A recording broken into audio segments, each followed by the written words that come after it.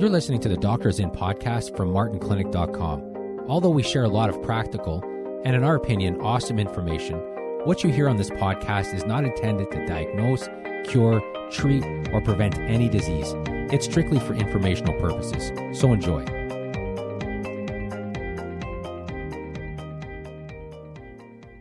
Hello, I'm Dr. Martin Jr. And I'm Dr. Martin Sr. And this is the Doctors In podcast, and this is episode 156. And today we want to talk about two studies specifically that kind of caught our attention over the past week.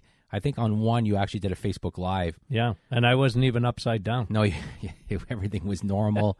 You could see you. It wasn't too dark. Your camera wasn't greasy.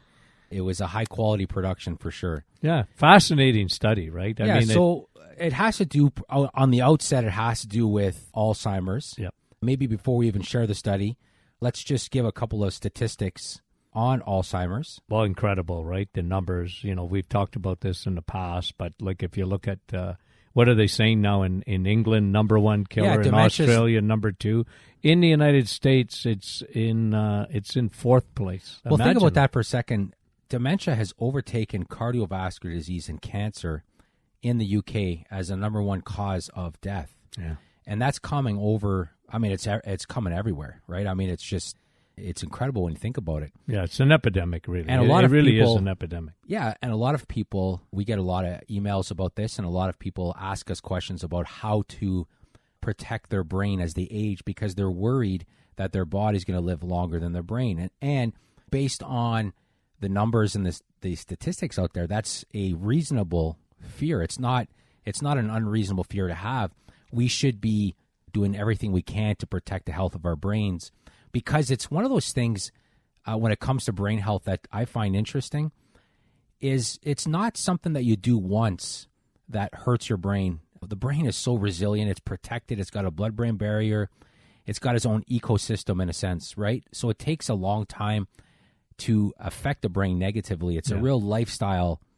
You were reading from one doctor who was talking about plaquing. I found interesting how that's just kind of, they put all this time and investment into figuring out the plaquing. Yeah. And they call it amyloid, right? Amyloid plaquing. And he's convinced that it's more inflammation specifically. And it makes sense if you start to look at the literature on Alzheimer's dementia. And you and I have spent quite a bit of time, especially because we put together that presentation on how to age-proof your brain.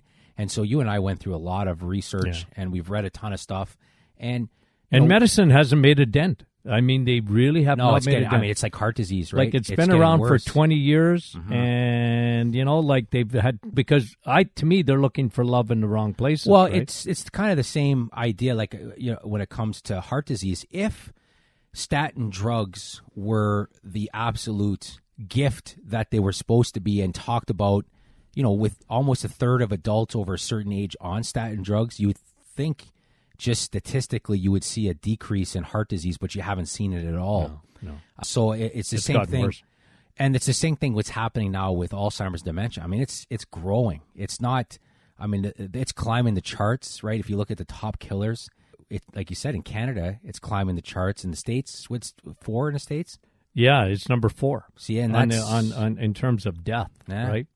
Well, that's crazy. think about that. You look at people, what's the causes of death? And you're seeing dementia, Alzheimer's is actually it can kill you. Well, here are a few headlines that I've been kind of collecting these headlines as I'm going through these studies.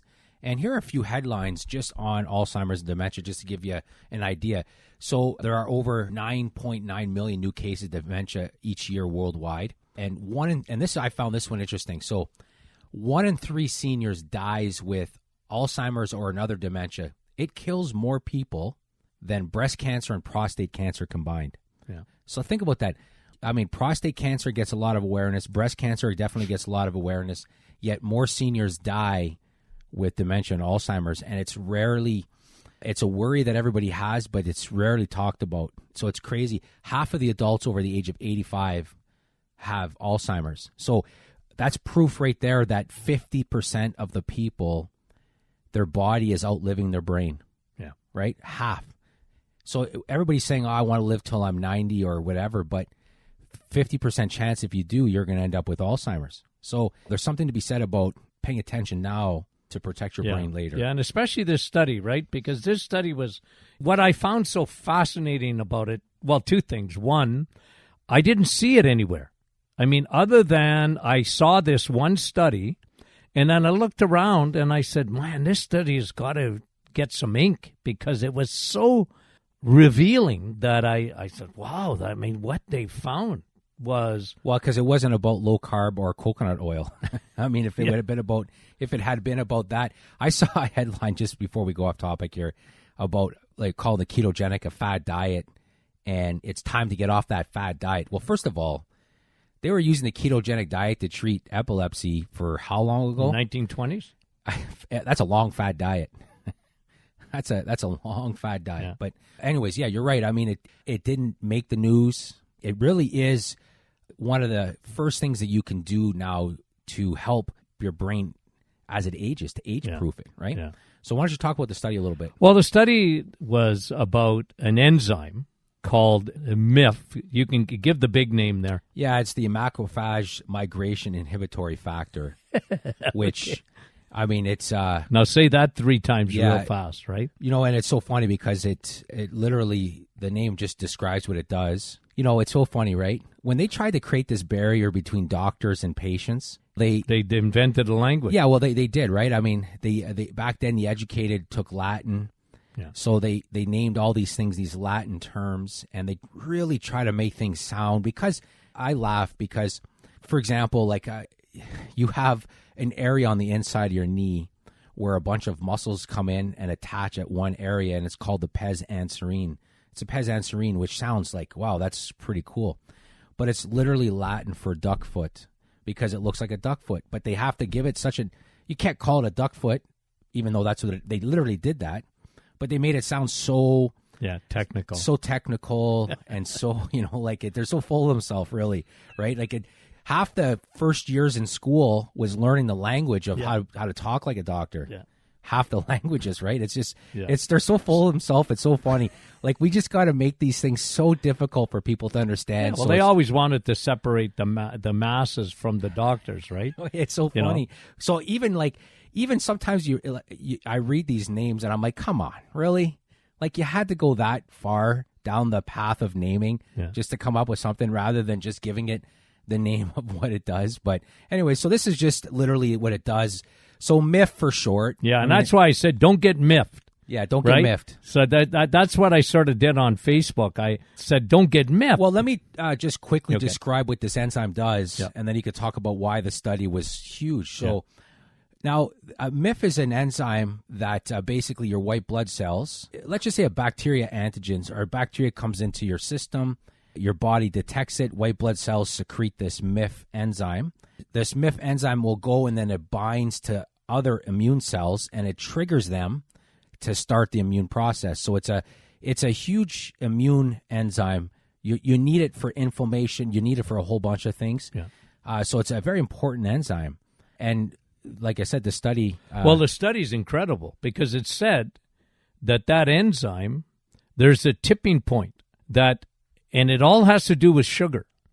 So you can consume sugar, but then there's a tipping point where now the enzyme has been damaged.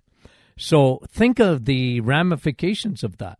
Here's an enzyme that is part of your immune system to keep inflammation and even insulin resistance down, and more specifically in the brain. So your brain has a barrier, not only obviously the blood-brain barrier, but what it has is it seems to have, to some extent, its own immune system. This enzyme specifically is released in order to keep inflammation down, insulin down, but there's a tipping point where it doesn't work anymore. It gets damaged. And, they don't know exactly where that tipping point is, but it seems this researcher is saying, came out of England, I believe, a University of Bath, and it said, this researcher said, like, there's a tipping point with glucose. So sugar, and boom. And of course, what did we say in our course about the brain? Like, the diet is essential because with what insulin does and insulin resistance does at the brain and what sugar does, especially sugar, right? It's glucose. I mean, your brain gets hammered and there's a tipping point. Well, and if that enzyme is gone, apparently you're not regenerating it. And it's interesting because I remember a few years ago, a study came out that made a little bit of noise that was talking about how even if you have elevated sugars, but they're still considered normal. So elevated normal blood sugar levels, increases substantially your risk of dementia. So you're not diabetic, but you have higher than normal blood sugar levels.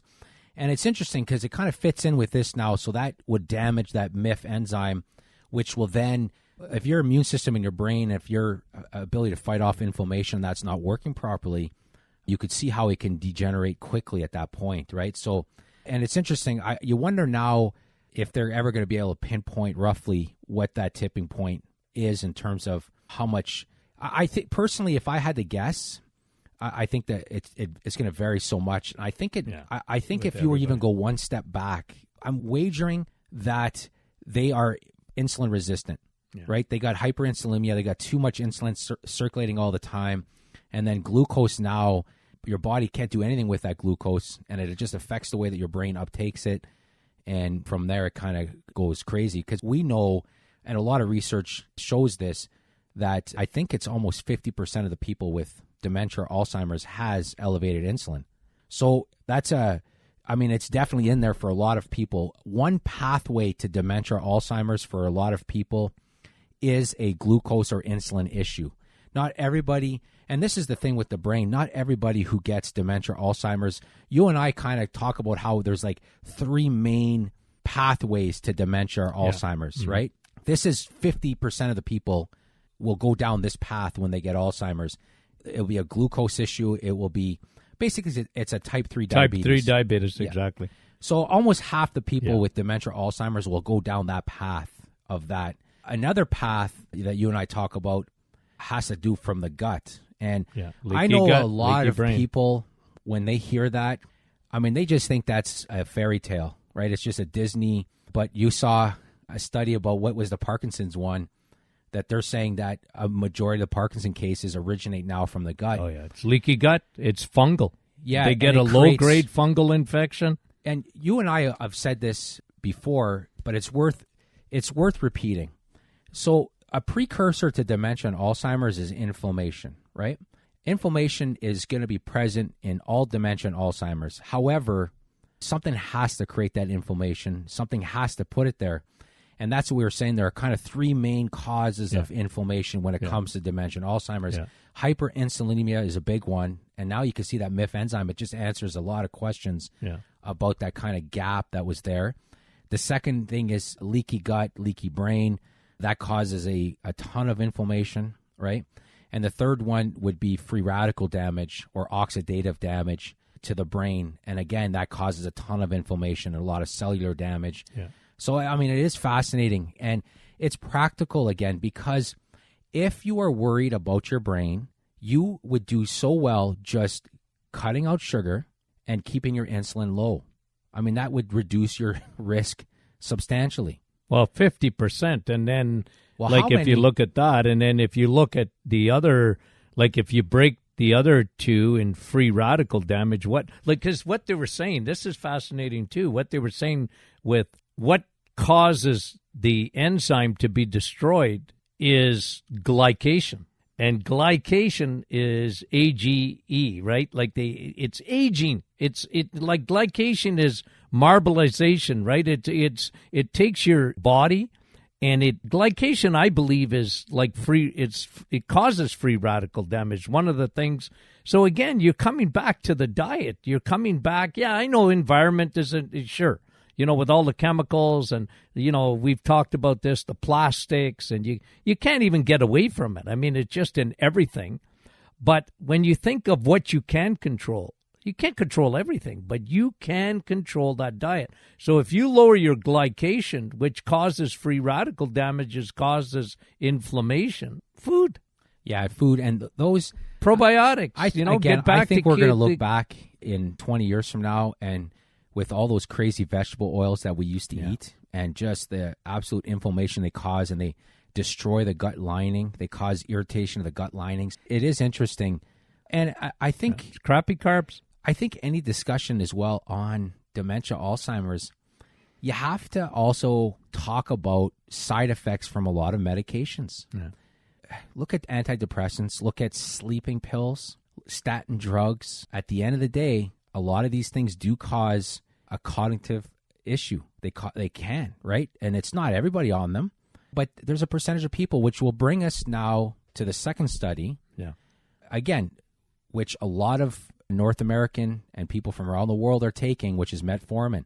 That's a very, very, very common now. Very common drug, right? Well, they even put a lot of women on metformin just strictly for PCOS, which is polycystic ovarian, because they know insulin. Yeah, they know it's an insulin problem, right? I mean, for a majority of the but instead of changing your diet, they put them on metformin, right? Yeah, and it's just they give it for metabolic syndrome. They give it for diabetes. I just read a thing yesterday. 50% of middle-aged men or older have metabolic syndrome, right? And that puts them at a 3-time greater risk of having a cardiovascular disease and all types of cancer. So that's 50% of the middle-aged and older men in North America have this, right? Yeah. So there are a lot of people on metformin because that's really ultimately the treatment of choice, right? It's not like the family doctor is going to suggest low carb or cutting out sugar. They may cut out sugar. Sugar is becoming more common to see now. I mean, their first choice of defense is definitely going to be metformin. It's not going to be, hey, you know what? Why don't you go build more glycogen storage, right? I mean, at the end of the day, your ability to tolerate carbs has to do with storage. If your storage is always full, you're going to have a problem. You're going to have high blood sugar. Your insulin's going to be high. So why don't you go burn off some glycogen with exercise and build more storage, which is muscle, right? You can only store glucose in liver, muscle, or fat cells. Yeah, and they'll make fat cells. And you can always make more fat cells, but you can also put on more muscle and burn more things off. That's not what they do typically. Typically, it's, hey, get on metformin. So anyways, why don't you talk about that study on metformin, because it's going to apply to a lot of people. Well, yeah, and what they're saying is that metformin is, in 50% of the cases, is stripping away B12. So now you're getting a vitamin B12 deficiency from metformin. It's one of its major side effects. And again, who's talking about that? Like, that is such an important factor because, again, we talk so often about the importance of B12. Your brain doesn't even work without B12, right? B12 is an essential vitamin for oxygen, for hormones. It's an essential vitamin for bone and muscle, and the vast majority of people are low in B12. If they're on metformin, they're going to be low in B12, and nobody tells them, well, you better take B12, you're on metformin, right? It's like you see it in TV every once in a while. If you look at you're taking statin drugs, well, you better take CoQ10, right? Because statin drugs are famous for knocking CoQ10 out of your body. Well, you better be taking it if you're taking a statin drug. Well, what about if you're on metformin? Nobody tells you, well, you're going to be low in B12. Yeah, it should almost be something that goes hand in hand. Yeah. If you're on metformin, that you should be taking a sublingual B12, no question. Yeah, I find, again, it's interesting because I saw something else about B12 that I found interesting. Was there's an epidemic of mouth ulcers or cankers in younger people, and they're tying that directly into low B12. Yeah. Right, which is interesting. Yeah. And again, it's because, as you mentioned, just we're not getting enough from diet. No, people are scared of red meat, right? They're scared of it. A lot of people don't. Well, first of all, a lot of people can't digest red meat. If that's the case, better take B12. And there's a big thing today, like, well, red meat's no good for you. Well, okay, but how do you get B12 without red meat? Yeah, you just don't. So that's why we love the supplement of it. You better supplement you better take at least if you're on any medication, like forget metformin. If you're on any kind of acid reducer or proton high inhibitor, blood pressure, that's right, high blood pressure medication, blah, blah, blah, they knock out the B12 out of your body. So yeah, no, it is, again, so it just good practical advice. So, all right, just to summarize quickly, 50% of the people that end up with Alzheimer's dementia usually have an issue with too much insulin. And it seems now the picture's becoming a little bit more clear on how that happens. Mm-hmm. And it has to do with that enzyme that gets damaged. And once it's damaged, it's damaged. And then it's that tipping point, right? It kind of, Alzheimer's goes quickly after. So that's fascinating. And then again, if you're on metformin, you might want to strongly consider getting on B12. Or if you're on a lot of other medications, or if you're not eating, as you mentioned, red meat, it would help a lot of people. It's amazing how much better people feel when they just start taking some B12. So yeah, fascinating stuff. Well, again, this episode went by quickly. So everyone, thank you for listening. And if you have any questions, just email it at us at info@martinclinic.com. Thanks for listening. Thanks for listening to the Doctor Is In podcast from martinclinic.com. If you have any questions, you can reach us at info@martinclinic.com. If you're not a newsletter subscriber, you can head to our website and sign up for free. We also have a private Facebook group that you can join. It's a community of awesome people.